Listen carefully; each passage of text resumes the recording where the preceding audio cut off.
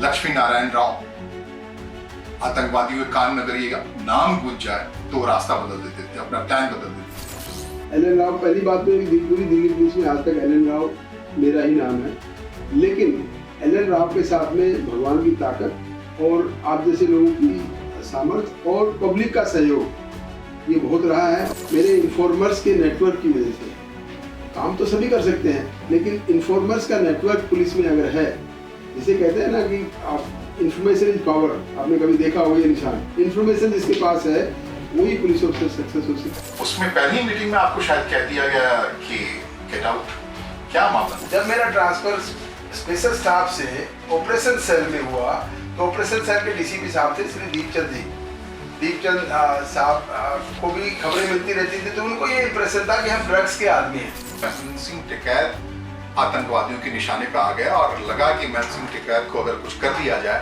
तो आतंकवादियों का बड़ा पर्पस सॉल्व हो जाएगा। हमारे पुलिस अधिकारी एल.एन. राव की सूझबूझ की वजह से आतंकवादी उस अभियान में विफल रहे और जो समय का ड्रेडेड टेररिस्ट था उसे एल.एन. राव अकेले दम पर पंजाब से जाकर गिरफ्तार कर लिया है। नमस्कार, हार्दिक अभिनंदन है आपका इस नए पॉडकास्ट में, इसके नए संस्करण में, जिसमें हम बात करने जा रहे हैं दिल्ली के उस शख्सियत से जिसके बल पर जिसने नींद उड़ाई तो हम आराम से अपनी नींद सो पाए। एल.एन. राव, लक्ष्मी नारायण राव आतंकवादियों के कान में अगर ये नाम गूंज जाए तो रास्ता बदल देते थे, अपना प्लान बदल देते थे। स्वागत है सर आपके पॉडकास्ट में। सर, जब आपसे मिलने का सोचा तो ये बात चारों तरफ सुनने में आई कि दूसरा एल.एन. राव नहीं हो सकता, खास करके पुलिस कैडर को लोग कहते हैं।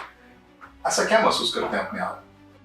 देखिए, मैं ये कहूँ कि मैं हूँ कुछ नहीं हो सकता, वो एक बहुत बड़ी अतिशयोक्ति हो जाएगी, लेकिन हाँ, एल.एन. राव, पहली बात तो पूरी दिल्ली पुलिस में आज तक एल.एन. राव मेरा ही नाम है, लेकिन एल.एन. राव के साथ में भगवान की ताकत और आप जैसे लोगों की सामर्थ्य और पब्लिक का सहयोग ये बहुत रहा है। और ख़ास तौर से मेरे इन्फॉर्मर्स के नेटवर्क की वजह से काम तो सभी कर सकते हैं, लेकिन इन्फॉर्मर्स का नेटवर्क पुलिस में अगर है, जिसे कहते हैं ना कि आप इंफॉर्मेशन इज पावर, आपने कभी देखा होगा ये निशान, इन्फॉर्मेशन जिसके पास है वही पुलिस ऑफिसर सक्सेस हो सकता है। ये मैंने अपनी पुलिस की लाइफ में देखा।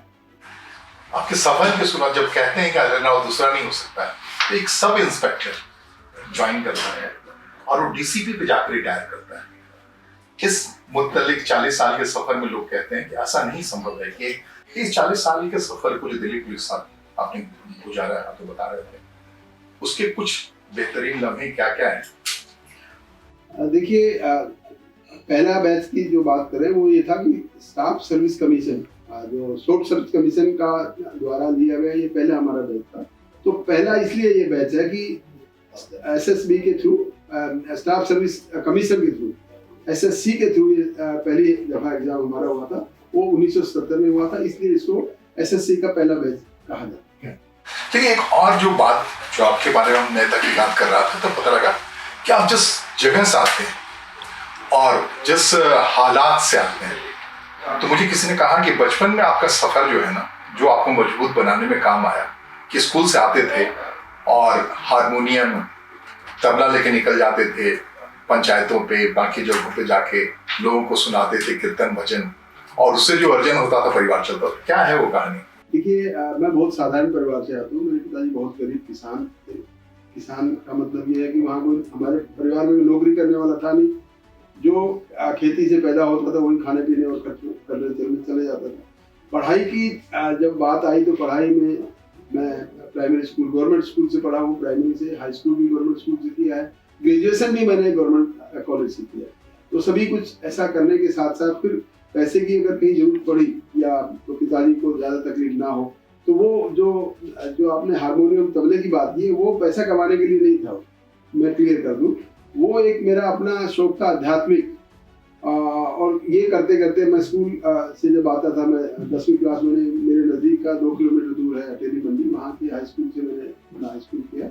वहाँ से जब भी आते थे शाम को 2 घंटे निकाल दें, 1 घंटा 3 घंटा निकालना, गांव के बुजुर्ग लोगों को इकट्ठा करके बैठ के कथा वाचन कहते थे।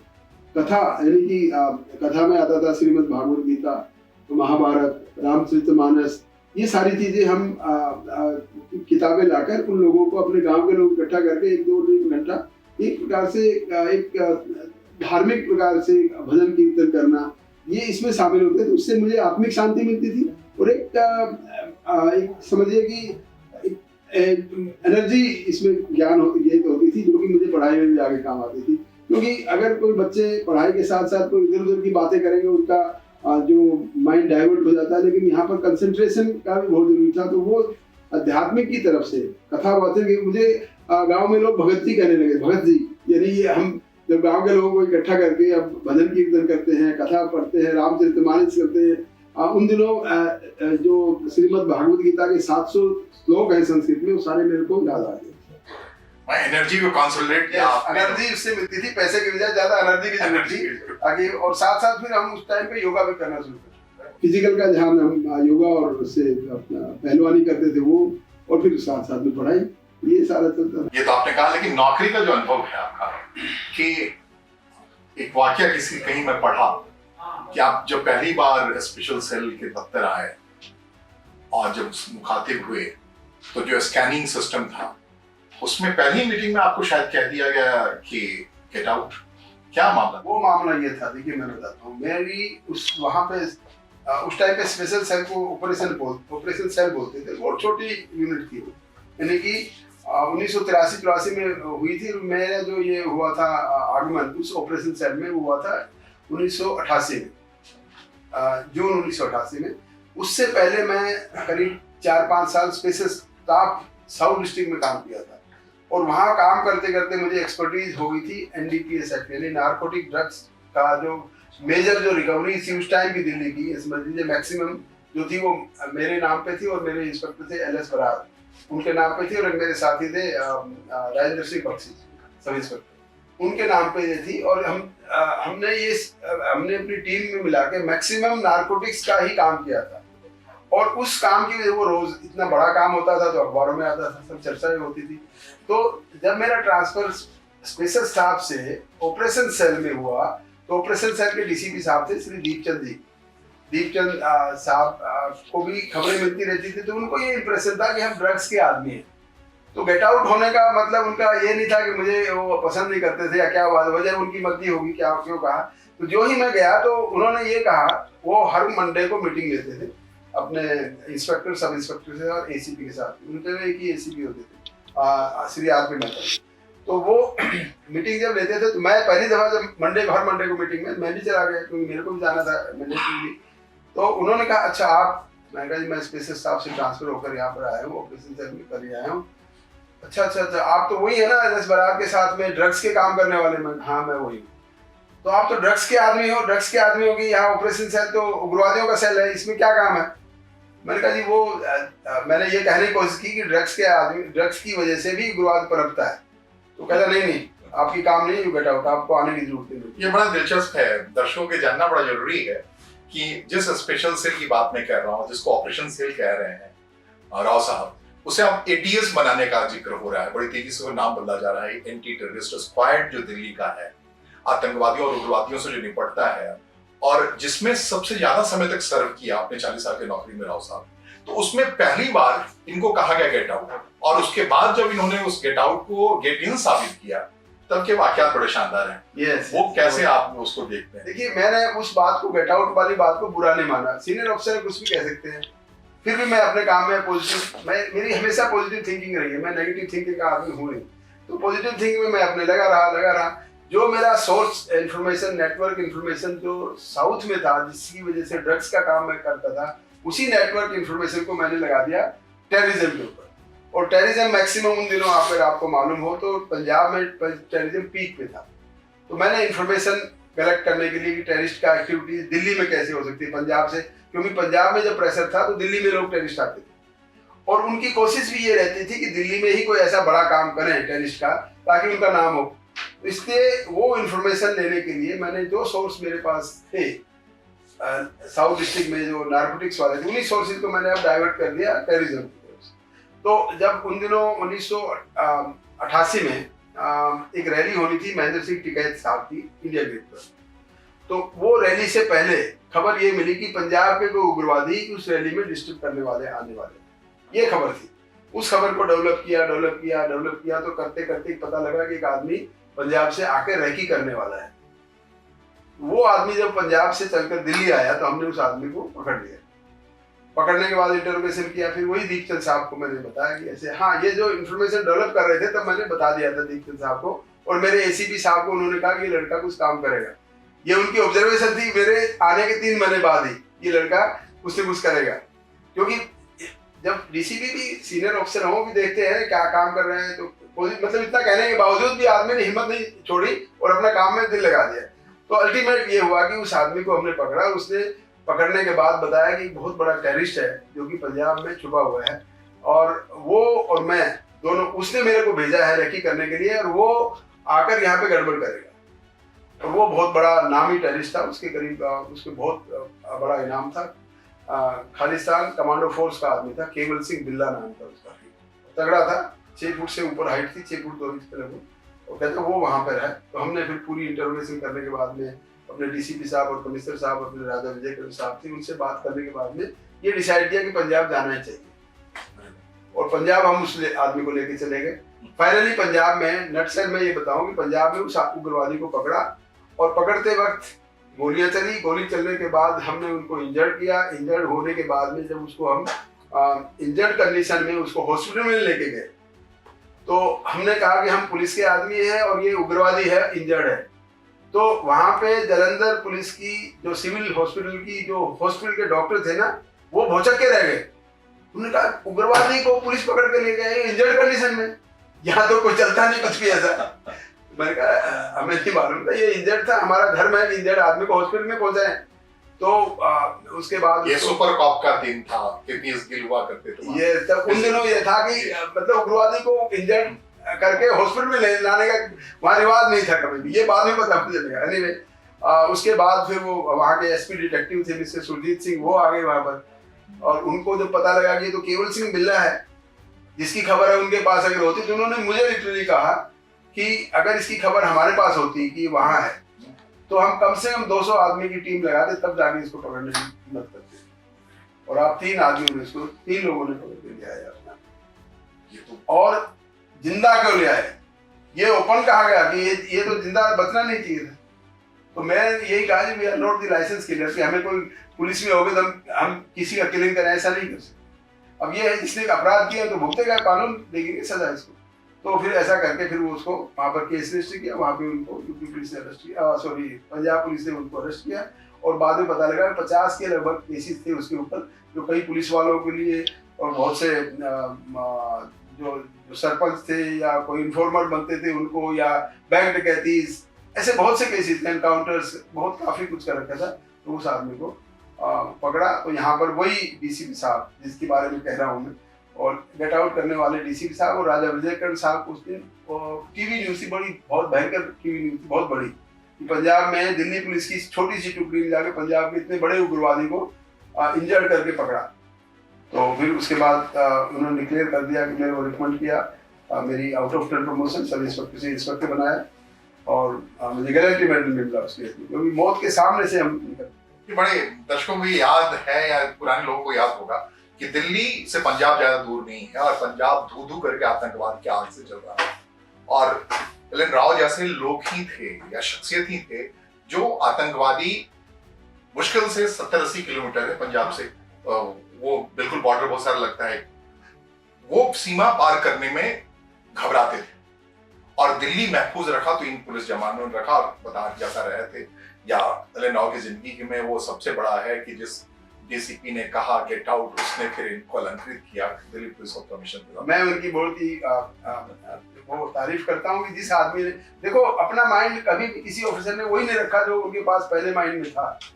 बाद में जब उनको लगा इम्प्रूव करते करते उन्होंने उस बात को बुलाया भी, और अपना जो हक जिसको है उनको वो दिलाया। और किसान आंदोलन के लोग, उसके लोगों को कितना देखिए, किसान आंदोलन के में जितने अगर आते, ये अगर वो दोनों आकर यहाँ कोई बम ब्लास्ट कर देते या कुछ, गोली चला देते कुछ भी, क्योंकि उस टाइम पे खालिस्तान कमांडो फोर्स गोलियां ज्यादा चलाता था। नहीं, घबराहट यही थी उस समय, लॉ एंड ऑर्डर को लेकर किसान वोट क्लब आ रहे थे। हाँ, और उनको सेफ रखना, उन्हें सुरक्षित रखना सरकार की सबसे बड़ी जिम्मेदारी। अगर नहीं पकड़े जाते तो वास्तव में मैं बता रहा हूँ आपको कि बहुत बड़ा भयंकर एक केस होता, जिसमें बहुत से लोग मारे जाते। वो एक बहुत बड़ा अवर्ट हो गया, केस बच गया। तो मैं हमेशा अपने पुलिस की नौकरी में भी अपने स्टाफ को भी यही कहता रहता हूँ कि prevention is better than cure.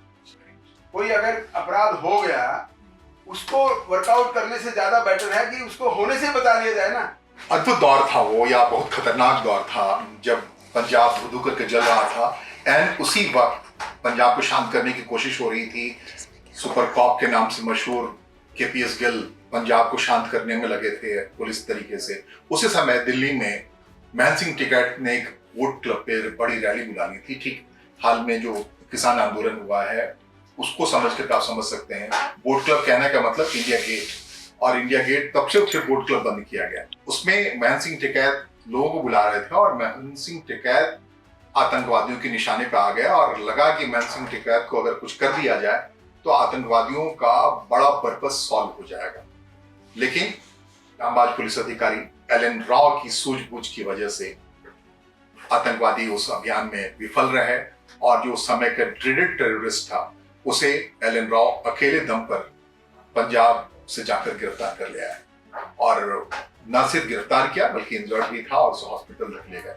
तो ये जांबाजी rare of the rarest police अफसर के अवार्ड के तौर पर आती है। और इनको फिर ये मान लिया गया कि ये टेररिस्ट को हैंडल करने वाले ही व्यक्ति हैं और टेररिस्टों में खौफ बढ़ गई सर। एक उसका जिक्र करें, बड़ा अच्छा है कि आपने कहा कि ड्रग्स एक्ट पे उस पर बड़ा काम किया था। तो मैं जब पन्ने उलट रहा था आपसे मिलने से पहले तो मुझे खबर देखी, नजर पे आई कि आप उस समय स्पेशल स्टाफ में होते थे और आपके नजर में एक ड्रग माफिया जो कि साउथ दिल्ली में सक्रिय था वो आया और उसे आपने गिरफ्तार कर लिया। और स्पेशल स्टाफ के पास उस वक्त में कोई थाना नहीं हुआ करता था, सरोजनी नगर इलाके से आपने उठाया था। तो सरोजनी नगर थाने के एसएचओ के हवाले कर दिया कि अब इसको रात भर रखो, सुबह कोर्ट में पेश करेंगे। लेकिन ये नाक का सवाल हो गया सरोजनी नगर के जो पुलिस अधिकारी थे या उस इलाके के जो डीसीपी थे उनके लिए, ये स्पेशल स्टाफ कैसे पकड़ लिया और तुमने इतना इंफ्रास्ट्रक्चर रखते हुए नहीं पकड़ा।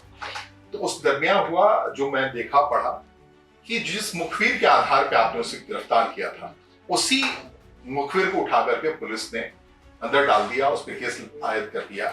और फिर जो अगली लड़ाई है जिसने एलन राव को एलन राव बनाने में बड़ा मदद किया कि आपने ये तय किया कि ये मेरे साख का सवाल है, इस मुखबिर को रिहाई मैं कराऊंगा क्योंकि इससे बाकी मुखबिरी के लिए जो आप जानते हैं आपका सबसे स्ट्रांग पार्ट जो रहा है मुखबिर वाला रहा है।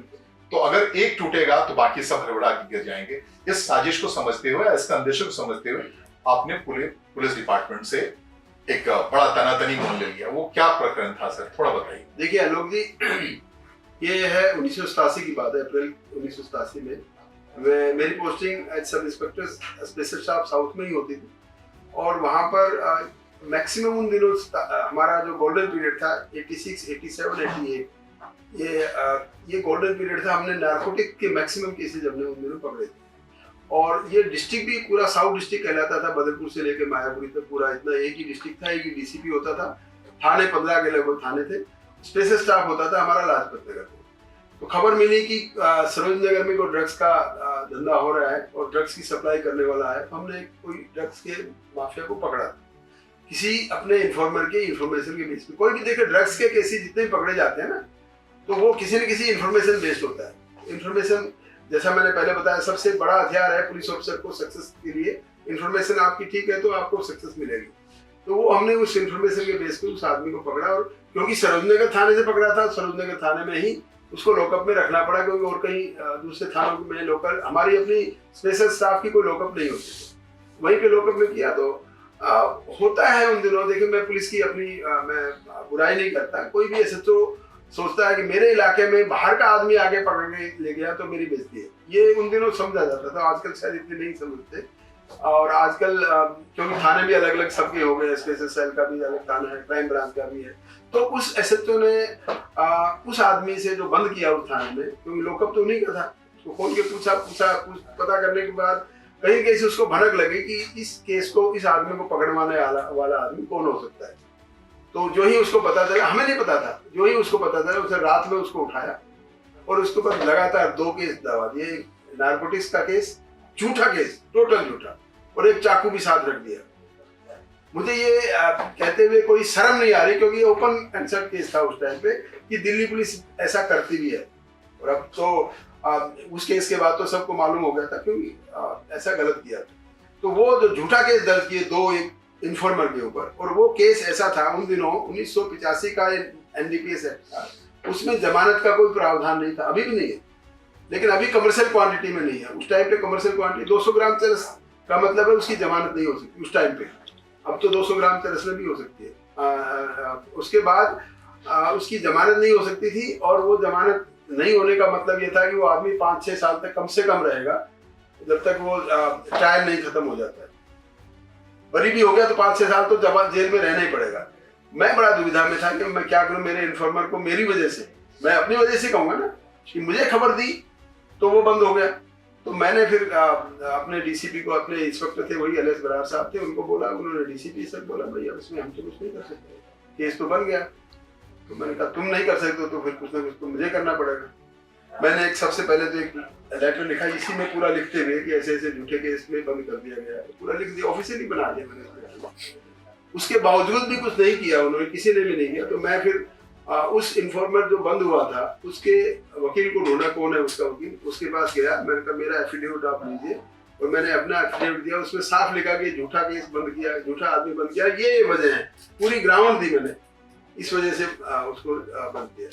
तो वो केस जब जमानत लगाई उन्होंने, जो हमारे सेशन जज थे पटियाला हाउस कोर्ट में, बीवी बंसल साहब थे, उन्होंने वो केस की सुनवाई की, जमानत की। जो ही मैं खाली एफिडेविट नहीं दिया, मैं वर्दी पहन के कोर्ट में पहुंच गया वहां पर। मैंने तो ये सोच लिया था मैं दिल्ली पुलिस में रहना ही नहीं है, ये सोच के मैंने ये सब काम किया था। लेकिन वो भगवान को मर्जी जो होती है वो होती है। उसके बाद उन्होंने सुनवाई की, सुनवाई करके उन्होंने भी अचंभा किया, पुलिस के खिलाफ पुलिस, ये कैसे हो गया। तो मैंने कहा ये तो है तो सच्ची बात। तो उन्होंने एक तरफ तो उसकी जमानत दे दी तुरंत, जो कि 6 साल में भी जमानत नहीं होती थी, वो 5 दिन में उसको जमानत मिल गई। दूसरी तरफ साथ में ये कह दिए कमिश्नर पुलिस इसकी इंक्वायरी करे और 1 महीने में रिपोर्ट दे कि इसमें सच्चाई क्या है। अगर मैं झूठ बोल रहा हूं तो मेरे को सख्त से सख्त कानूनी कार्रवाई मेरे खिलाफ होगी, अगर किसी ने बंद किया तो उसके खिलाफ कानूनी कार्रवाई। वो इंक्वायरी हुई, इंक्वायरी के बाद मैं बिल्कुल पाक साफ निकला, मेरे खिलाफ कुछ नहीं हुआ, क्योंकि मैंने कोई गलत काम किया नहीं था। सच्चाई के साथ भगवान भी देता है, तो मैं उस केस में मैं समझा कि भगवान हमेशा सच्चाई के साथ रहता है। और वो आदमी जमानत हो गई, उसके बाद मेरा कुछ हुआ नहीं, तो मैंने उस केस को ज्यादा परस्यू नहीं किया। जिसने जो किया था ठीक है, मेरा पर्पज था उसको जमानत से बाहर निकालना, और उसके दोनों केस खत्म हो गए। ये सोच में था। ये जाए तो आपका मनोबल इससे काफी बढ़ा लगा कि मेरा ही मनोबल तो बड़ा ही बड़ा। मेरे इन्फॉर्मर्स के दुनिया में ये बात फैली कि एक आदमी इन्फॉर्मर को बचाने के लिए अपनी नौकरी दांव पे लगा देता है, और मैंने लगा दी थी, इसमें कोई दो राय नहीं थी। मैंने सोच लिया था, तब तक मैं वकालत कर चुका था, मतलब पढ़ाई कर चुका था वकालत की। मैं सोचा अब दिल्ली पुलिस में काम ही नहीं करना, अगर मेरे को डिसमिस भी कर देंगे, सस्पेंड कर देंगे, मैं वकालत करूँ, ये मैंने सोच के किया था। लेकिन भगवान को कुछ और ही मंजूर था, मेरा कुछ नहीं हुआ, ना मैं सस्पेंड हुआ, मैं डिसमिस हुआ। मैं फिर आगे आपको मैं बता दूं, अगले साल में फिर प्रमोशन ही हो गया। ये बड़ा है कि ये भगवान की मर्जी है, भगवान की मदद करता है। हिम्मते मर्दे मर्दे खुदा, ये कहावत गलत नहीं है ना। ये अगला जो जब मैं पढ़ रहा था उसमें आया कि आपने राजा गार्डन पे शायद कौन सा गिरोह था, बेहतर ज्यादा रिजवान त्यागी और अमन अरोड़ा या अनिल मल्होत्रा, वो गैंगस्टर थे। नागलोई के इलाके में लोगों ने काफी आतंक मचा रखा था, और जब कहते हैं कि जब मुठभेड़ हुआ सड़क पे तो सत्या क्या या बाकी कौन सी फिल्म की शूटिंग हो सकती है, दिल्ली के लोग उस मजमे में आ गए। उनको लगा कोई रियल लाइव चल रहा है, कोई शूटिंग हो रही है, और आमना सामना। शायद आपके लिए एक और भी गलत बात या सही बात जो भी, आप अपने बैकअप सिस्टम का भी इंतजार नहीं करते, नहीं आप अकेले लग भिड़ गए और लोगों ने देखा लाइव चल रहा है, उसमें आप घायल हो। वो घटना क्या थी जरा बताइए। वो घटना थी समझिए 1984 15 सितंबर की बात है। डेट मुझे इसलिए याद है कि वो हिस्टोरिकल डेट थी, क्योंकि उससे अगले दिन डूसू के इलेक्शन हुए थे, दिल्ली यूनिवर्सिटी स्टूडेंट्स यूनियन के इलेक्शन थे। और ये जो बृजमोहन त्यागी था, ये अपने दोस्तों के साथ मिलकर यूनिवर्सिटी एरिया में किसी एक पर्टिकुलर पार्टी को सपोर्ट कर रहा था, बदमाशी के तौर पर। कहीं गोली चला दी, किसी को धमका दिया, तो वो उसको सपोर्ट करते करते रहा था। उसके पीछे हम लगे हुए थे कि इस आदमी को पकड़ना है। ये बहुत बड़ा गैंगस्टर था, मेरठ का रहने वाला था, यूपी दिल्ली में बहुत केसेस थे इसके खिलाफ, और 7 लाख करीब इनाम था इसके ऊपर। और पकड़ना इसको हमने सोच रखा था, इसको पकड़ेंगे। 1994 की बात कर रहा हूँ। तो इसको पकड़ने से पहले हमने इसका एक साथी पहले पकड़ा था, उससे कुछ खबर नहीं मिली, तभी हम इसके पकड़ने के उसमें इरादे में रहे थे। छोटी सी टीम मैंने बनाई 11 आदमी की, वो बना के फिर हम इसी के पड़ोस में रहे कि कैसे पकड़ना है। तो जो ही खबर मिली कि यूनिवर्सिटी एरिया में ये गाड़ी लेके घूमता है, आता है, तो हमने फिर उस पर वॉच रखी। और बाद में फाइनली एक इन्फॉर्मेशन, जैसा इंफॉर्मेशन नेटवर्क की बात मैं जो कर रहा हूँ वो यहाँ भी काम आई। खबर मिली कि गाड़ी, व्हाइट कलर की गाड़ी, बिल्कुल काले शीशे, और उसका यूपी नंबर 3735 नंबर गाड़ी, एग्जैक्टली नंबर मेरे को मिल गया। तो उस गाड़ी को ढूंढना फिर यूनिवर्सिटी एरिया में बहुत बड़ी बात है, 2-4 सड़कें हम घूमे, फिर गाड़ी नोटिस में आ गई। हम उस गाड़ी को उस दिन 15 सितंबर की सुबह करीब 11 बजे हमने उसको 11 बजे के आसपास ढूंढना शुरू किया। 12 साढ़े 12 बजे तक उसको स्पॉट कर दिया। तो करीब स्पॉट करते हम देखते रहे, और वहां पर हमें पकड़ना इसलिए उचित नहीं समझा कि उसने, बृजमोहन त्यागी ने ये लोगों को बता रखा था। वो बहुत बड़ा तगड़ा था, पुलिस वाला लगता था दूर से, 6 फुट से हाइट ज्यादा थी। और उसने बताया था कि जब भी मुझे कोई पुलिस पकड़ेगी या मैं पकड़ा जाऊंगा तो मैं गोली तो जरूर चलेगी। तो जो ही ये बात हमारे को खबर थी, और हमने सोचा कि यूनिवर्सिटी में अगर पकड़ने की कोशिश की तो वहां अगर गोली चल गई, वहां पे स्टूडेंट्स का नुकसान हो सकता है। गोली चलेगी तो गोली किसको कहाँ लगती कुछ नहीं पता है, वो उसकी गोली लगेगी, हम उसको चलाएंगे तो हमारी गोली कहीं लग सकती है, तो वो किसी को भी कुछ नुकसान हो सकता है। तो हमने उसको यूनिवर्सिटी एरिया में पकड़ना उचित नहीं समझा। हमने सोचा कि इसको फॉलो करते हैं कहाँ है। उसके साथ साथ हमें खबर ये भी थी कि उस आदमी ने एक सुपारी ले रखी है राजावी गार्डन में किसी आदमी को मारने की, और 50 लाख रुपए की सुपारी उसने ली हुई है। बॉम्बे से किसी ने उसको कहा था कि ये मारना है उसको। तो हमें ये पता था कि ये अगर यहाँ नहीं तो कहीं न कहीं राजावी गार्डन की तरफ जाएगा जरूर, कभी न कभी जाएगा। तो इत्तेफाक ये हुआ कि उसी दिन वो करीब 1 बजे वहां से निकला और अपनी गाड़ी उधर से निकाल के और चलने लगा राजावी गार्डन की तरफ। अब आप ये कहेंगे आप तो यूनिवर्सिटी से निकल गए तभी क्यों नहीं पकड़ा। अब दिक्कत ये आ गई कि काले शीशे, और गाड़ी में दिख नहीं रहा कि अंदर कौन है, बैठते हमने देखे नहीं कौन कौन है।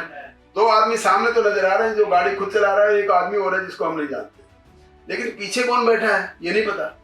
तो अगर हम ये कोशिश करें पकड़ने की उसको, या पकड़ेंगे गोली चल गई और पीछे कोई लड़का लड़की बैठा हो कॉलेज का, या कोई और आदमी इनोसेंट आदमी जो कि क्रिमिनल नहीं वो बैठा हो, तो फिर क्या होगा, गोली तो उनको भी लगेगी।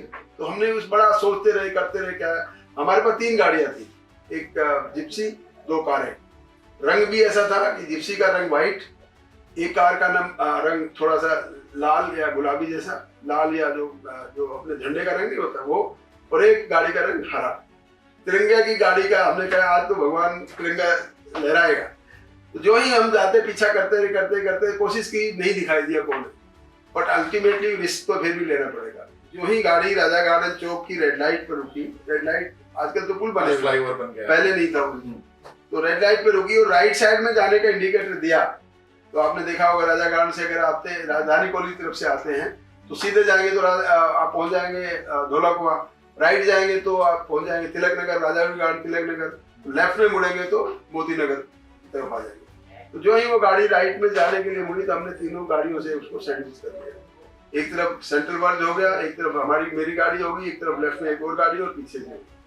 और जो ही उसको घेरा और उसकी तरफ मैं गया कि निकलो बाहर क्या खोलने का मतलब ही, उसने दरवाजा खोला नहीं, अंदर से गोली से खुला।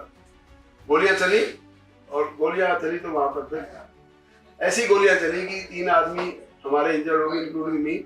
मेरे को 3 गोली लगी पेट में, हाथ में, कई जगह, और 2 मेरे और आदमी, एक आदमी के कंधे पे गोली लगी, एक के टांग में गोली लगी, 3 पब्लिक के आदमियों को गोली लगी। और उसके बाद वहाँ गोली चलने के बावजूद फिर उसको वही मौके पे इन दोनों को, 2 ही थे, पीछे कोई नहीं था, और वो ढेर हो गए। हम फिर हॉस्पिटल के सारे हॉस्पिटल में चले गए। हॉस्पिटल में जाने के बाद फिर पूरा मैं 15 दिन आईसीयू में रहा, बाकी लोग भी इंजर्ड रहे थे, वो भी रहे। और बाद में ये फिर सुनने को मिला कि लोगों ने ये कहा कि यहाँ तो ऐसा लग रहा था कि राजधानी कॉलेज की कुछ लड़के, क्योंकि इलेक्शन अगले दिन, तो वो उसमें कोई शायद उनका झगड़ा हो गया, या किसी ने कहा कि फिल्म की शूटिंग हो रही है, किसी ने ये भी सोचा। तो कई चीज़ों की कहानियाँ फिर आगे अखबारों में आती रही। और वो फिर मैं जब अखबार में जब हॉस्पिटल में जब 15 दिन रहा मैं, तो अखबार वहाँ भी आता था, पढ़ता था। तो बाद में ये पता लगा जो दूसरा आदमी था वो अनिल मल्होत्रा था, वो बृजमोहन त्यागी के लेवल का ही बदमाश था। वो लाजपत नगर एरिया में 2 आदमियों को मारकर मर्डर करने के बाद में, और वो जेल से निकला हुआ था, फरार था और उसकी शरण में था। तो बड़े मुझे तसल्ली हुई कि दूसरा आदमी जो मरा है वो कोई शरीफ आदमी नहीं मर रहा है। ये रहा। और इसमें एक और यही बताऊं जो मैंने पढ़ा, उस घटना के बाद जब आप पूरी तरह से घायल हो गए और जीवन मरण की स्थिति में पहुंच गए, पेट में गोलियां लगी, और इस घायल स्थिति में आपने कुछ कम्युनिकेशन किया अपने परिवार के साथ।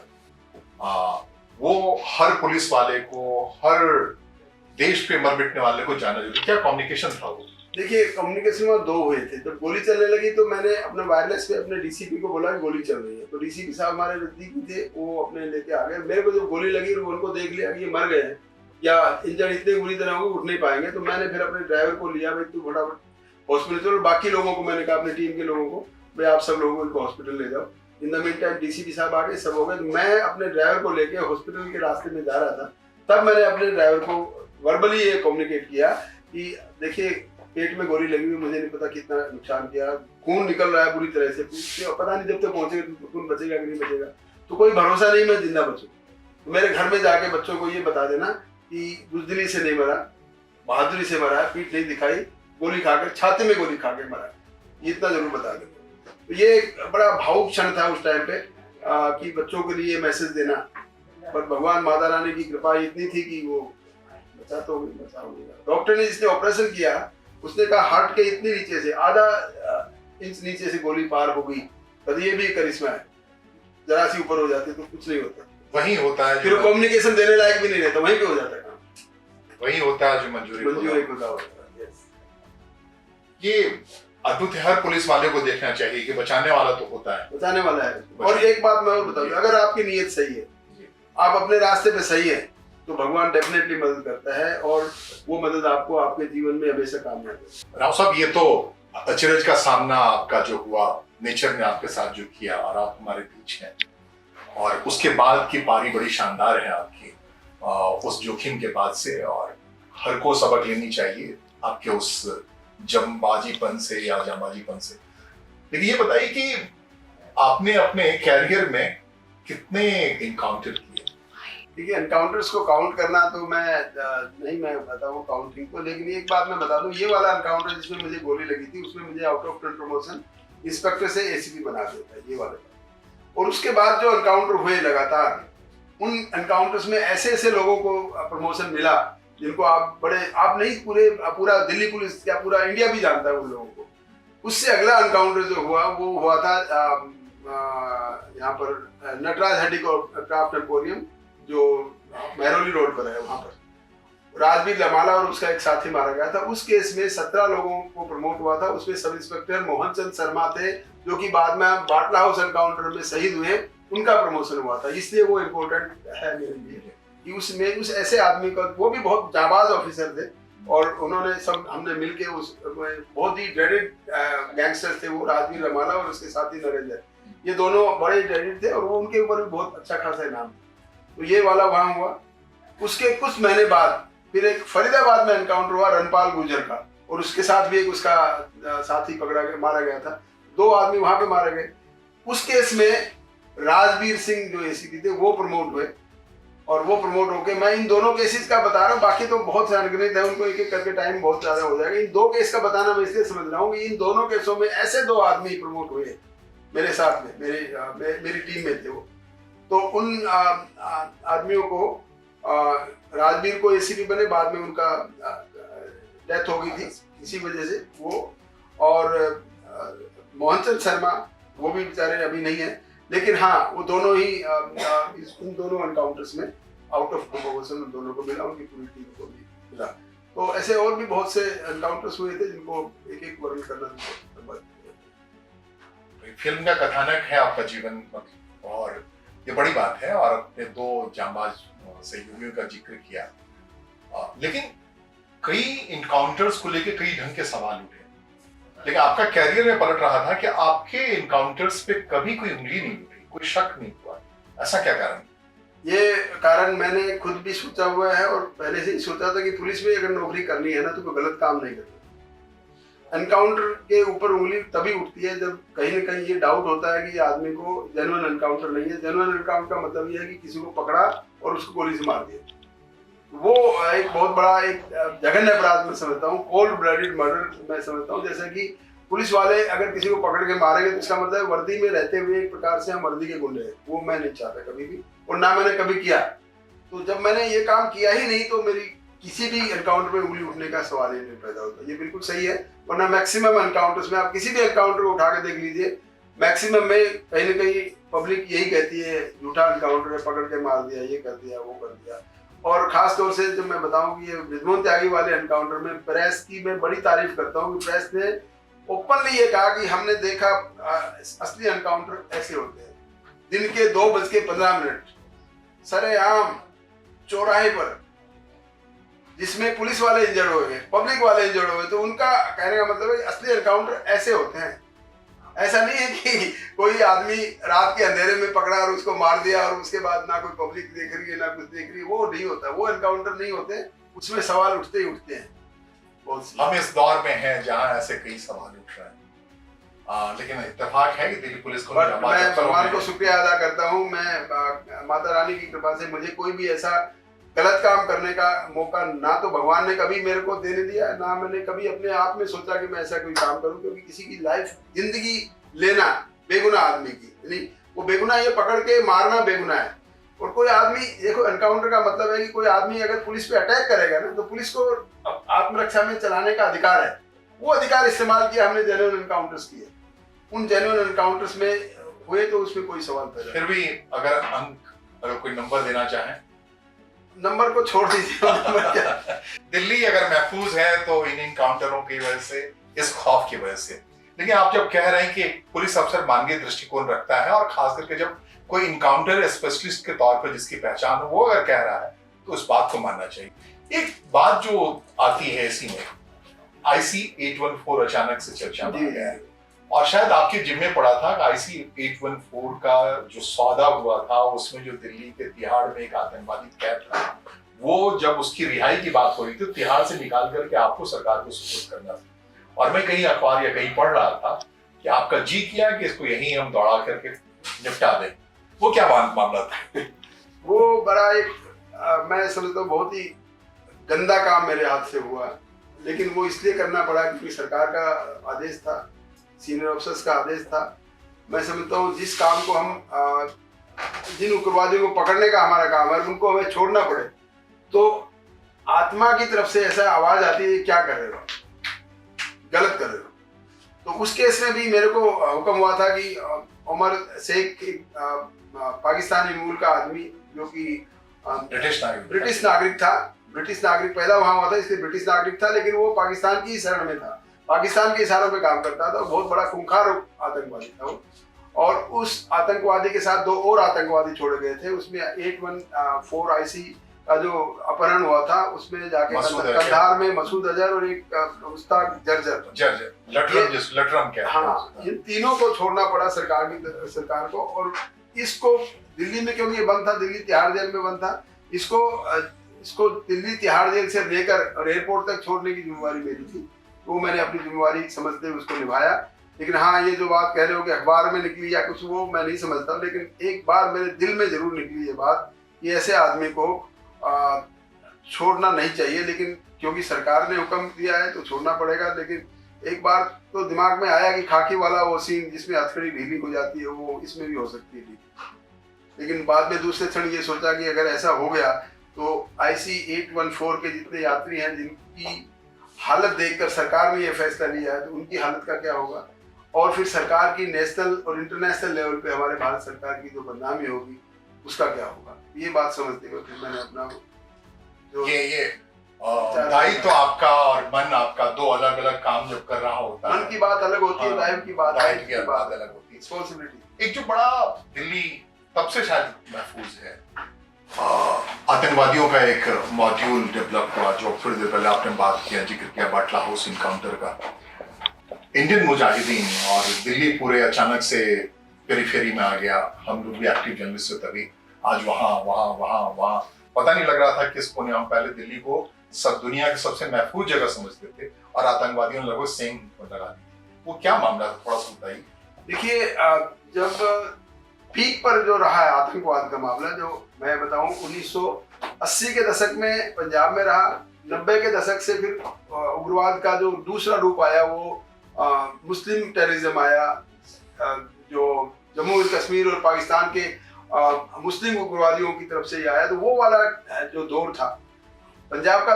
तो आपने बताया कि उन्होंने बहुत ही जाबाज डीजीपी रहे, उन्होंने गिल साहब उन्होंने दबा दिया और अच्छा दबाया, बहुत अच्छे रहा और पंजाब सेफ हुआ है। तो उसके बाद ये जो मुस्लिम टेररिज्म का जिक्र आया उसमें बहुत से हुआ, और हमारे जो 2000 से और 2012 तक 12-13 तक ऐसे केसेस यहाँ हुए दिल्ली में बहुत ज्यादा, जिससे कि लोगों को डर था दिवाली के दिन सेफ नहीं है कोई। दिवाली में वाले दिन यहाँ पर आपका सरोज नगर में ब्लास्ट होना, पहाड़गंज में होना, एक दिन में 5 ब्लास्ट होना, सीरीज ऑफ ब्लास्ट।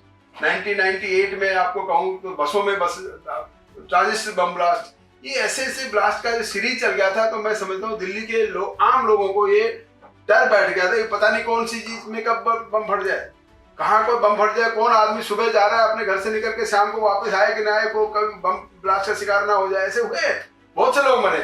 तो वो वाला एक दौर था और उस दौर को कंट्रोल करने के लिए काफी सरकार ने भी काफी किया, हमने भी बहुत कोशिश की और कंट्रोल हुआ भी। लेकिन 2012 का मैं समझता हूँ लास्ट एक ब्लास्ट था जिसमें दिल्ली हाई कोर्ट के गेट नंबर 5 पर जो ब्लास्ट हुआ था, उसके बाद फिर एक यहाँ पर एक स्टिक बम लगा था इजराइल एम्बेसी की गाड़ी में। उस ब्लास्ट के बाद कोई खास ब्लास्ट दिल्ली में हुआ नहीं। अब टचवुड शांति है और मैं समझता हूँ ये शांति बनी रहे ताकि लोगों की सुरक्षा और बहुत जरूरी है, क्योंकि ऐसे दहशतगर्दों के तरफ से ऐसे काम करने में तो उनको तो कुछ फर्क पड़ता नहीं है। यहाँ जिस परिवार का आदमी जान चली जाती है, चला जाता है आदमी, असल में उनको फर्क पड़ता है, दहशतगर्दों को कोई फर्क नहीं पड़ेगा। वो तो उनके आकाओं ने जो बोला वो कर देंगे, उनको तो दिल में कुछ तकलीफ भी नहीं होती जिस ढंग से वो काम करते हैं। उनको पता है कि जो मैं ब्लास्ट कर रहा हूँ उसमें कितने आदमी मारे जाएंगे, मारे गए, बहुत से लोग मारे गए। गिनती अगर करेंगे एक ब्लास्ट की तो कई हजारों आदमी हमारे दिल्ली में इन्हीं दौरान मारे गए 1998 से लेके 2012-13 तक। सर, आपके जांबाजी का एक और मिसाल है कि आपने गृह मंत्रालय, जिसको नॉर्थ ब्लॉक कहते हैं, राष्ट्रपति भवन से चंद कदमों की दूरी पर, उसके अंदर बैठा हुआ कोई भारत सरकार का भारतीय प्रशासनिक अधिकारी किसी ऐसे चीजों में इन्वॉल्व था जिससे राष्ट्रीय सुरक्षा को खतरा था, उसकी गंध आपको लगी, आप सूंघते वहां तक पहुंच गए, उसे गिरफ्तार कर लिया, क्या मामला था? वो मामला ये था कि उन दिनों खबर ये मिली थी कि गृह मंत्रालय का कोई सीनियर ऑफिसर वो कोई ऐसी गतिविधियों में है जो कि वहाँ की जो खबरें हैं, जो कि नई खबरों, सीक्रेट खबरों को किसी अपने इंटरेस्ट के लिए, किसी को फायदा पहुंचाने के लिए वो खबरें पास ऑन करता है किसी बिजनेसमैन को, और वो खबर पास ऑन जो होती थी हमारे देश की आंतरिक सुरक्षा के बारे में खतरा पैदा हो सकता था। वो वाली खबर मिलने के बाद हमने कोई केस रजिस्टर किया एक अपना, और स्पेशल सेल में ही I was investigating officer at that time, मैं एक एडिशनल डीसीपी बन चुका था। तो 2010 की बात है। तो उसके बाद उन्होंने हम गए, उनको परमिशन लेके, ऑब्वियसली जब गृह मंत्रालय में जाएंगे किसी गृह मंत्रालय के बड़े अधिकारी को पकड़ने के लिए, तो वहाँ के चीफ सेक्रेटरी साहब से और वहाँ के होम सेक्रेटरी साहब से परमिशन ली, राइटिंग में परमिशन ली, उसके ऑफिस में जाके दबक गए, हाँ जी आप देखिए और आपको अरेस्ट करना है। तो एक बार तो वो इतना हड़बड़ा गया कि हमें गुस्से में आया कि हु आर यू, मेरे को अरेस्ट करने आए हो? हाँ, अरेस्ट तो करना ही आया, क्योंकि आई वाज कॉन्फिडेंट कि मैंने तो परमिशन ले रखी है ना। उसने जिससे मैंने परमिशन लेके उसी से फोन किया, सर मेरे ऑफिस में कोई ऐसे आ गए मुझे अरेस्ट करने के लिए। कहता let them do their job. उधर से ये जवाब मिला, तब ढीला हो गया। उसके बाद हमने उसको अरेस्ट किया, वहाँ की तलाशी ली, घर की तलाशी ली, बहुत कुछ ऐसे इंक्रिमिनेटिंग एविडेंस मिले और वो आदमी को अरेस्ट किया। तो 8 महीने तक उसकी जमानत नहीं हुई उसकी, और उसके साथी को अरेस्ट किया, उसकी भी जमानत 8 महीने के बाद उन दोनों की जमानत हुई। तो एक आंतरिक सुरक्षा का मामला था।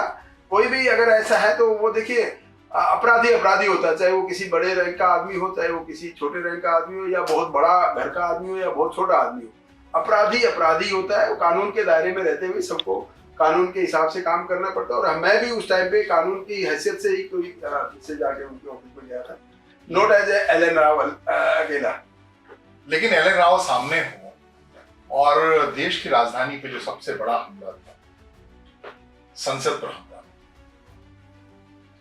उसको सुलझाने में दिल्ली पुलिस स्पेशल सेल का बड़ा योगदान था। 36 आवर्स में आप लोगों ने सारा किया, वो कैसे आपने उसे रिजॉल्व किया? दुनिया भी बड़ी चकित रह गई, क्या मामला था? देखिए, वो जब हुआ था इंसिडेंट, तो हम सब पुलिस हेडक्वार्टर में ही थे, मैं भी, राजवीर भी और दूसरे साथी आलोक कुमार साहब हमारे डीसीपी थे, वो सब वहाँ पर मौजूद थे। जो ही खबर मिली हम तुरंत यहाँ पर आए। तब तक तो वहाँ हो चुका था खेल जो होना था जब हम पहुंचे तब तक।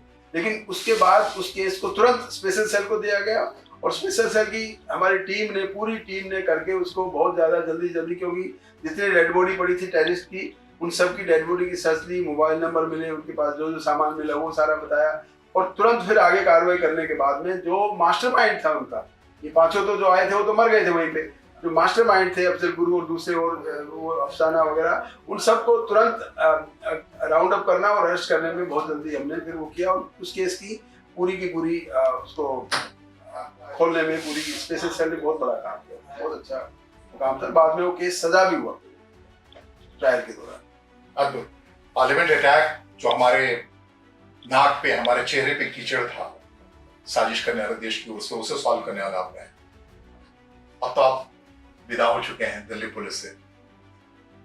आने वाला समय कैसा लग रहा है दिल्ली पुलिस का? क्या इतना ही खौफ है आतंकवादियों में? नहीं, आतंकवादियों में मैं एक बात तो मैं बता दूं कि आतंकवादियों में खौफ है, तभी मेरे ख्याल से आतंकवादी घटना नहीं हो रही है। उसका एक वजह ये भी हो सकता है कि यहाँ का दिल्ली पुलिस के मैं कॉन्ग्रेचुलेशन दूंगा। स्पेशल सेल का जो हमारा जो टीम है अभी भी बहुत स्ट्रॉन्ग टीम है और स्पेशल सेल की वजह से ही हम उसको SOS भी बोलते हैं। यानी कि जब कोई भी मुसीबत आती है दिल्ली पुलिस में, दिल्ली पुलिस की साख की बात जब होती है तो स्पेशल सेल आगे बढ़कर दिल्ली पुलिस की साख बचाता है, इसमें कोई डाउट नहीं है। इसके साथ साथ क्राइम ब्रांच की जो टीमें हैं वो भी हमारी अच्छा काम कर रही हैं। तो मैं इन दोनों यूनिट्स को और उसके साथ साथ पूरे डिस्ट्रिक्ट के जो हमारे पुलिस ऑफिसर्स हैं वो भी सभी मिलकर SHO, ACP, DCP सारे मिलकर जो काम करते हैं, तो मैं समझता हूँ दिल्ली पुलिस को और ज्यादा आगे बढ़ाने के लिए वो करेंगे, कोशिश करेंगे। डेफिनेटली अगर उग्रवादियों में खौफ है तो स्पेशल सेल का खौफ है और वो खौफ बना रहना चाहिए। और उस स्पेशल सेल की नींव जब हम थे तभी से डली हुई थी, उसी में आगे जो भी इक्विपमेंट्स आए, जो भी उसकी मजबूती करने में हमारा योगदान रहा, जैसा भी रहा, सभी ऑफिसर्स का, नॉट ओनली मी, मेरे जितने भी सीनियर ऑफिसर्स थे, ज्वाइंट CP, स्पेशल CP तक सभी ने मिलकर स्पेशल सेल को बहुत मजबूत बनाया। और उसी मजबूती का ये है कि आज की डेट में स्पेशल सेल और के वजह से उग्रवादी नहीं, दूसरे गैंगस्टर भी, इंटरस्टेट गैंगस्टर्स भी, आप चाहे आप इसका कोई भी जो आजकल के चल रहे हैं बिस्नोई वगैरह, क्या नाम है उनके, जो लोग अपने ये जो गोल्डी बराग, ये सब लोग छुपे बैठे हैं विदेशों में, इन सबको भी खौफ है तो स्पेशल सेल का खौफ है या क्राइम ब्रांच का खौफ है। तो ये दिल्ली पुलिस के लिए बहुत बड़ी अचीवमेंट है। पुलिस में सर एक इशू है जो कि आप उसे रिजॉल्व करते कई बार देखे हैं कि आतंकवादी या अपराधी को पकड़ना, उसे कानून में सजा दिला देना, वो स्पेशलिटी कई बार मिस करती है पुलिस, जो कि दिल्ली पुलिस की खासियत है, वो कर ले रही है। तो उसमें आपका कानून का जानकार होना क्या ज्यादा महत्वपूर्ण था? यस, मैं समझता हूँ जितने मेरे केसेस रहे, मैक्सिमम केसेस में सजा करवाने की कोशिश की और सजा मिली भी। उसमें ये जरूरी है कि कोई भी पुलिस अफसर अगर कानून का अच्छा जानकार है तो वो अपने केस की इन्वेस्टिगेशन को और बेहतर तरीके से कर पाएगा, ताकि वो कोर्ट के अंदर वो केस स्टैंड कर पाए, अच्छे से स्टैंड कर पाए और उसकी सजा कराने में भी उसका योगदान काफी अच्छा रहता है। तो मैं आपके चैनल के माध्यम से मैं ये भी बताऊंगा दिल्ली पुलिस के ऑफिसर्स को कि अपराधियों को पकड़ना अलग चीज है, लेकिन उसको कानून के हवाले करके उसको सजा कराना एक बहुत बड़ा चैलेंज है आज की तारीख में। और वो चैलेंज तभी पूरा हो सकता है कि जब आप इन्वेस्टिगेटिंग ऑफिसर्स की क्वालिटी, इन्वेस्टिगेटिंग ऑफिसर्स की जो knowledge, up to date knowledge, और आज खास तौर से टेक्निकल नॉलेज और लीगल नॉलेज, जितनी हमारे नए नए कानून बन रहे हैं, नए नए जजमेंट्स आ रहे हैं, उन सबको अपडेट करते रहेंगे सारे पुलिस अफसर, तो वो अपने काम में और ज्यादा सक्षम रहेंगे। और पुलिस का जो दबदबा है वो तभी रहेगा। अपराधी खाली पकड़ने से काम नहीं बढ़ेगा कि पकड़ लिया उसके बाद वो छूट गया, उससे ज्यादा एडवर्स इफेक्ट होता है। अपराधी को पकड़ने के बाद उसको सजा कराना कानून के हिसाब से सजा करवाना ये बहुत जरूरी है। जब तक सजा और जल्दी कराना, सजा और जल्दी भी हो जाए और तरीके की सजा उसको हो जाए, तो अपराधियों में खौफ पैदा होता है कि दिल्ली पुलिस पकड़ती नहीं है, सजा भी कराती है। ये हमारे यहाँ मैं कुछ कमी महसूस कर रहा हूँ। जब से मैं 10 साल की वकालत में आया हूँ, मैं देख रहा हूँ कि हमारे केसेस में एक्विटल का रेट है वो ज़्यादा बढ़ रहा है। वो एक बड़ा अच्छा सिग्नल नहीं है। उस सिग्नल को इसको सुधार करने की जरूरत है। इसमें हमारे दिल्ली पुलिस के सीनियर ऑफिसर्स और जितने भी ऑफिसर्स इसमें हैं लीगल डिपार्टमेंट के, उन सबको इस बारे में सोचना चाहिए। राइट सर, लेकिन एक मैं जस्टिफाई लास्ट क्वेश्चन होगा, सब तकरीबन मैं जस्टिफाई नहीं करूंगा। मैं जब आ रहा था आपसे बात करने, तो मुझे किसी ने कहा कि दिल्ली पुलिस स्टेशन में जितने हैं उन सब में कर्तव्य परायणता के लिए एक सफेद बोर्ड लगा पड़ा है और उसका श्रेय एलन राव को जाता है, जो दिल्ली पुलिस तमाम लोग कहते हैं। वो क्या है, बोर्ड क्या है और कैसा क्या है? वो एक मैं आपको थोड़ा बता दूं, बड़ा ये इनोवेशन में करता रहता था। जब मैं पहली दफा एसएचओ लगा अशोक विहार में, तो वहाँ का ऑफिस बड़ा अच्छा था। तो 3 दीवारें खाली थी दीवारें, तो उन दीवारों को मैंने देखा पेंट कराया, तो मैं खाली दीवारें अच्छी नहीं लगती, तो क्यों ना इसमें पूरे थाने की इंफॉर्मेशन बोर्डों के थ्रू यहाँ पे लगा दी जाए, ताकि कोई भी ऑफिसर यहाँ पर आए वो उसको एट ए ग्लांस पूछने की जरूरत ही नहीं पड़े इस थाने में ये कितना है, एरिया कितना है, बीट कितनी है, डिवीजन कितने हैं, केसेस कितने हैं, कितने मंदिर मस्जिद गुरुद्वारे कितने हैं, कितने स्कूल कॉलेज और ये सब कितने हैं। वो सारी चीज हमारे बोर्ड पे होनी चाहिए। और क्राइम का चार्ट क्या है, क्राइम की क्या पोजीशन है, यहाँ पे मर्डर ज्यादा है, अटेम्प्ट टू मर्डर ज्यादा है, दूसरे डकैती, स्नैचिंग, रॉबरी ये ज्यादा है। कंपैरेटिव चार्ज क्या है कि पिछले साल कितना था, आज कितना है। फिर एक चार्ट पे ये होगी कितने ऑफिसर्स यहाँ पर हैं, उन ऑफिसर्स का नाम, उनके पास केसेस कितने हैं, किस आदमी के पास 1 साल से ज्यादा इन्वेस्टिगेशन का पेंडिंग है, किसके पास 2 साल से ज्यादा है, किसी के पास 6 महीने से ज्यादा है। तो हर ऑफिसर का केसेस का बंटवारा कि किस ऑफिसर के पास कितने केस हैं, वो कब से पेंडिंग है, ताकि एक बार में ही आप एक आइडिया ले सकते हैं इस थाने का पूरा एरिया का। मेरे ऑफिस में बैठे बैठे ही मैं उसको जान सकूं। वो मैंने आइडिया अपनी तरफ से बनाया और मैंने 6x3 के 3 बोर्ड तीनों दीवारों पे लगा दिए, ताकि दीवारें भी सुंदर होगी। और उसके बाद ड्यूटी लगा दी कि हर आदमी के लिए इसको अपडेट करते रहेंगे, रिकॉर्ड अपडेट करेंगे। जो परमानेंट है वो व्हाइट बोर्ड पे काली स्याही से मैंने सारा ये लिखवा दिया। वो हुआ क्या कि एक दिन हमारे जो सीनियर ऑफिसर थे, इसमें BS बरार साहब, वो सीनियर ऑफिसर थे, उन दिनों एडिशनल CP साहब थे। वो घूमते घूमते कहीं अशोक विहार में गए होंगे काम से किसी से, तो वो आगे थाने में चलते हैं। तो मेरे थाने में आए, मेरे ऑफिस में आए, तो मेरे ऑफिस में आके देखा, वाह ये ऑफिस भी अच्छा है। और ये ऑफिस में जो खबर है, ये बोर्ड लगे, तो मैं पहले दफा देख रहा हूँ, दिल्ली पुलिस में कभी देखा नहीं कहीं थाने में। तो उन्होंने इस बात को नोट किया और जाके कमिश्नर साहब को बताया। उस टाइम के कमिश्नर साहब थे MD कौशल साहब, उनको बताया। तो उनको जब बताया तो उन्होंने, कमिश्नर साहब ने अगले दिन जो मीटिंग होती है, जो क्राइम रिव्यू की फोर्टनाइट मीटिंग होती है, उस मीटिंग में इस बात की जिक्र किया और उसको मिनट्स में डाला कि हर थाने का SHO जाएगा अशोक विहार और देख के आएगा कि ऐसे बोर्ड बनाए, हर थाने में आपको ऐसे बोर्ड लगाने हैं। तो दिल्ली के किसी भी आप थाने में जाइए, व्हाइट बोर्ड आपको नजर आएंगे। वो 1990 की बात है। अद्भुत है, आपकी जेब में इतनी चीज बदलने के लिए। एक चीज और है जो शुरू से चलता आ रहा है बाकी हमारी बातचीत में, आप मुखबिरों को बड़ा कभी किसी को कार, किसी को कुछ दे दिया करते थे उपहार, क्या था मामला? देखिए, मैंने शुरू में बताया था, आपका अगर पुलिस ऑफिसर को सक्सेस होना है तो इंटेलिजेंस नेटवर्क, उसकी मुखबरी वो जरा जरूरी है। जिस मुखबर की वजह से हमें इतनी शोहरत मिलती है, इतनी वो मिलती है, और उसको हम वादा जो कर देते हैं, वादा करेंगे और वो वादों को पूरा करना बहुत जरूरी है। तो ऐसा है, बिल्कुल सही है कि मैंने एक उस इन्फॉर्मर को, जिसने महेंद्र सिंह टिकैत की रैली में घटना होने से बचाया, उस इन्फॉर्मर को मैंने उस टाइम पे मारुति कार उसको दी थी उस टाइम पे। अब उन मुखबिरों का क्या करते हैं आप रिटायरमेंट के बाद? वो बाद में फिर ऊपर अपने अपने चले जाते करते हैं। कुछ को मैं ट्रांसफर मैंने 1-2 को करने की कोशिश की थी, लेकिन वो उनको वहाँ रास नहीं आया। मुखबिर को रखना, देखिए मुखबिर का क्या काम है कि वो आपको खबर ला के देगा, वो कुछ आपको एक्सपेक्ट भी करता है, कोई ये नहीं है कि नहीं करता। वो जैसे मैंने कार दी किसी को, तो मैंने अपने सोर्सेज से दी, ऐसा नहीं कि इसे पैसा लूट के दिया, ऐसा नहीं है। अपनी तनख्वाह मिली और मुझे आपकी चैनल से मैं बता रहा हूँ कि मेरे को 10 लाख रुपए का एक लिमिट होता है हर पुलिस ऑफिसर को इनाम में। अगर उसके पूरे करियर में पैसा मिलेगा ना सरकारी तनख्वाह के अलावा, तो 10 लाख रुपए एक लिमिट होती है। वो मेरे को उस टाइम पे पूरा हो गया था। तो वो नारकोटिक्स ड्रग्स में इनाम का प्रोविजन है, जो उस टाइम से पहले, उस केस से पहले नारकोटिक्स का जो हम काम करते थे, उसमें हमें बहुत इनाम मिला। मेरे को नहीं, सभी अफसरों को बैठता था। तो वो पूरा जो 10 लाख का जो लिमिट था वो पूरा हो चुका था। वो हमने व्हाइट मनी होता है वो सारा कुछ वो करने के बाद में, तो वो हमने उसको कार में उसको लाके उस टाइम पे 2 लाख रुपए का आदमी ज्यादा बड़ा। आपने पैसे की बात की, मैंने ये भी सुना कि आपने शायद एसएचओ के को नजराना देने की परंपरा थी, वो उस पे भी आपने कुछ कैसा कर दिया गड़बड़? क्या था मामला? एसएचओ को नहीं नजराना, कोई लोग पब्लिक को देते थे ना कि भाई ये नया ऑफिसर आया उसको नजराने के तौर पर कुछ दिया जाए। वो मैंने हाथ जोड़ के मना कर दिया था कि मैंने शुरू में जब मैं किसी डिवीजन में लगा था, कोई होटलियर आते थे, होटल वाले जो देते हैं ना हर महीने पैसे देते होंगे, मेरे को देने लगे, मैंने कहा मैं पैसे वैसे नहीं देता हूँ, वो नजराना मैंने उसको मना कर दिया। अद्भुत। आपसे मुलाकात, आपसे बात, इंसान को अगर इंसान रहना है, मजबूती के साथ अपने कर्म पथ पे बढ़ना है और आध्यात्म से ताकत लेनी है, तो उन सब के लिए लक्ष्मी नारायण राव खुली पाठशाला है। इनकी पाठशाला आजकल सुप्रीम कोर्ट में लग रही है।